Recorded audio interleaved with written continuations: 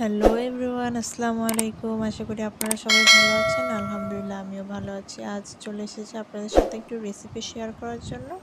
আর আজকের রেসিপিটা হচ্ছে রুই মাছের ভুনা। চলুন দেখে আসি রুই মাছ ভুনা করার প্রস্তুত প্রণালী। প্রথমে আমি রুই মাছের মাথা এবং কয়েকটি টুকরো নিয়ে নিচ্ছি। আমি লবণ দিয়ে ভালোভাবে রুই মাছগুলোকে মেখে নেব। লবণ দিয়ে মেখে ধুলে কী হয়, রুই মাছের মধ্যে মাছের মধ্যে যেরকম পিচ্ছিল একটা ভাব থাকে, ওইটা আর থাকে না।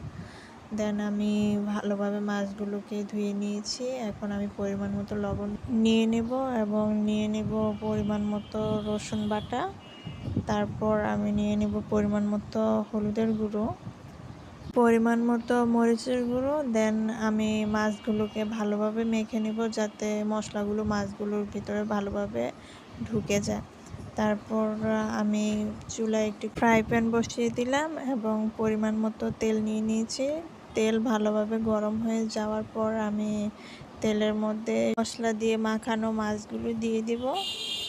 আমি মাছের মাথাটা প্রথমে দিয়ে দিলাম, তারপর আমি মাছের বাকি টুকরোগুলো দিয়ে দিব। মাছগুলোকে আমি ভালোভাবে ভেজে নেব। মাছগুলো ভালোভাবে নেওয়ার পর আমি ফ্রাই প্যানে দিয়ে দিব পেঁয়াজ কুচি। তারপর আমি দিয়ে দেব করে রাখা কাঁচামরিচ। তারপর দিব আমি পরিমাণ মতো লবণ। ভালোভাবে নেড়ে অল্প একটু পানি দিয়ে দেব আমরা।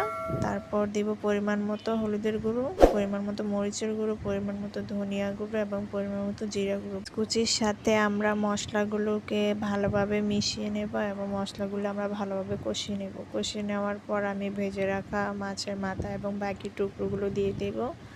দিয়ে দেওয়ার পর অল্প পরিমাণ পানি আমরা দিয়ে দেব। তারপর মাছগুলোকে ভালোভাবে মশলার সাথে মিশিয়ে নেব।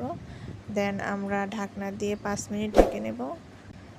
দেন তৈরি হয়ে গেল রুই মাছের ভুনা। আপনারা অবশ্যই রেসিপিটি বাসায় ট্রাই করবেন। আর এতক্ষণ আমাদের পাশে থাকার জন্য ধন্যবাদ।